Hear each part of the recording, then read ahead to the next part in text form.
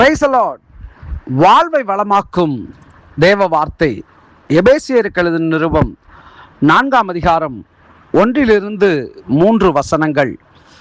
ஆதலால் கர்த்தர் நிமித்தம் கட்டுண்டவனாகிய நான் உங்களுக்கு சொல்லுகிற புத்தி என்னவெனில், நீங்கள் அழைக்கப்பட்ட அழைப்புக்கு பாத்திரவான்களாய் நடந்து மிகுந்த மனத்தாழ்மையையும் சாந்தமும் நீடிய பொறுமையையும் உடையவர்களாய் அன்பினால் ஒருவரை ஒருவர் தாங்கி சமாதான கட்டினால் ஆவியின் ஒருமையை காத்து கொள்வதற்கு ஜாக்கிரதையாயிருங்கள்.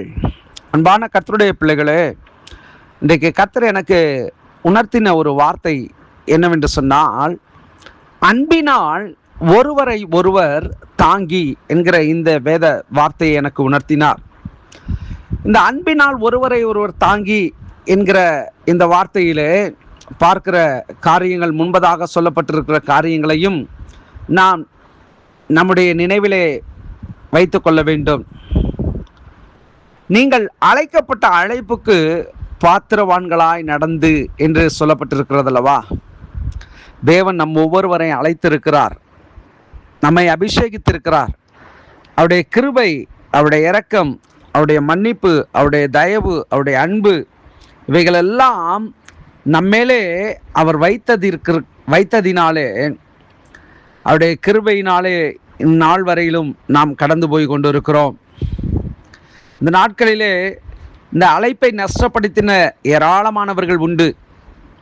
ஆனால் கர்த்தர் இந்த நாளிலே மறுபடியும் இந்த வார்த்தையின் மூலியமாக நம்மோடு அவர் பேசுகிறார். நீங்கள் அழைக்கப்பட்ட அழைப்புக்கு பாத்திரவான்களாய் நடந்து மிகுந்த மனத்தாழ்மையையும் மிகுந்த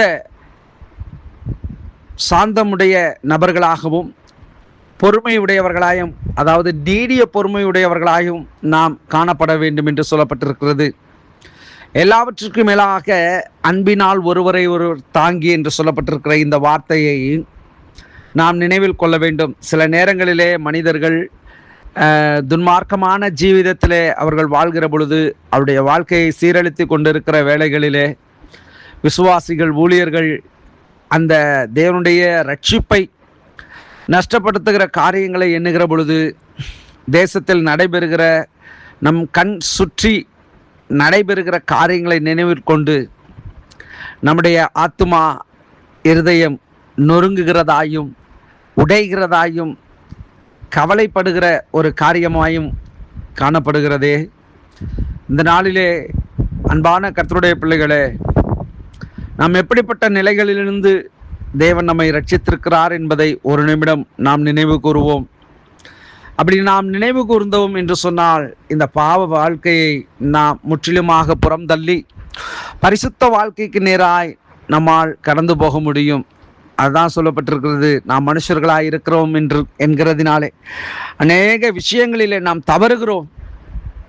ஆனால் தவறுகிறோம் என்று சொல்லி நாம் விழுந்து எழாதபடிக்கு நிலையாய் நிற்பதற்கு தேவனுடைய கிருபையை நாம் சார்ந்து வாழ்வோம்.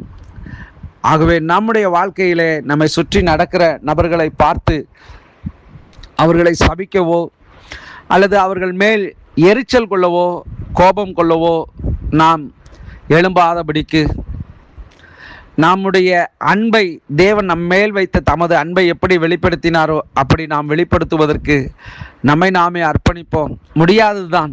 ஆனால் தேவன் அவர்கள் மேல் அன்புள்ளவராய் இருக்கிறார், தயவுள்ளவராய் இருக்கிறார். ஆனாலும் அவர்கள் அப்படிப்பட்ட காரியங்களை, பாவ பழக்க வழக்கங்களை விட்டு விலகி தேவனண்டையிலே, தேவனுடைய வார்த்தையிலே நிலைத்திருப்பார்கள் என்று சொன்னால் நிச்சயமாக அவருடைய வாழ்க்கை ஆசீர்வதிக்கப்படும். அவருடைய சரீர பிரகாரமான தெய்வீக சுகத்தை அவர்கள் அனுபவிப்பார்கள்.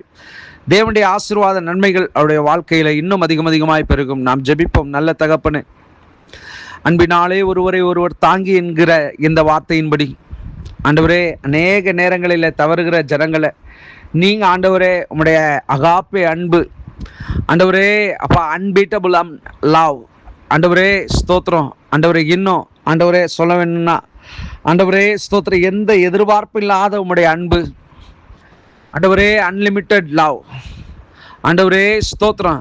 இந்த அன்புக்காகத்தான் ஆண்டவரே நாங்கள் நிற்கிறோம். இந்த அன்பை அவர்கள் அறிந்து கொள்ள, உணர்ந்து கொள்ள உதவி செய்யுங்கப்பா. ஆசீர்வதிங்க. இயேசுவின் நாமத்தில் பிதாவே, ஆமேன், ஆமேன். God bless you.